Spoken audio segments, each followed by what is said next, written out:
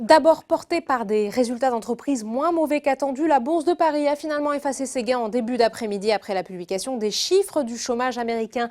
Les dernières données font état d'une augmentation du nombre d'inscriptions, 1,42 million la semaine dernière, première hausse depuis fin mars, alors que le marché tablait sur une stabilisation autour de 1,3 million. Le CAC 40 clôt cette séance à moins 0,07% vers les 5033 points. Dans l'actualité des valeurs, Publicis s'est envolé à plus de 14%, signant ainsi sa plus forte progression en séance depuis au moins 20 ans. Le groupe a publié des résultats du premier semestre supérieurs aux attentes, notamment au deuxième trimestre.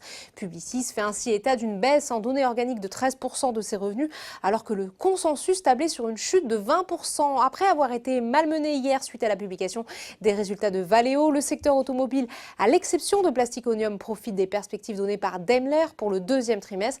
Renault s'adjuge à plus de 7%, Peugeot gagne 2,69%.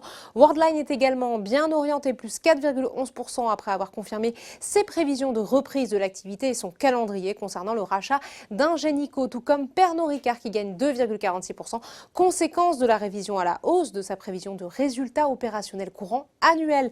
La dynamique s'est toutefois essoufflée pour ST Micro qui a également relevé sa prévision de chiffre d'affaires net pour l'exercice 2020.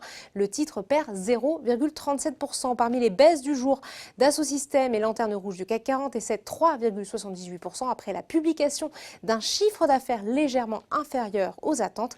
À noter que le secteur aéronautique replonge, moins 2,73% pour Airbus et pour Safran. Sur le SBF 120, le réassureur Score est pénalisé suite à l'annonce de l'annulation de son dividende au titre de l'année 2019. Ubisoft est de son côté recherché grâce à un relèvement d'objectif de cours à 82 € contre 79 par JP Morgan. Outre-Atlantique maintenant, les marchés digèrent évidemment les mauvais chiffres du chômage, signe que le redémarrage est précaire en raison du contexte sanitaire. À l'ouverture, le Dow Jones reculait de 0,19%, le S&P 500 faisait du surplace tandis que le Nasdaq cédait 0,24%.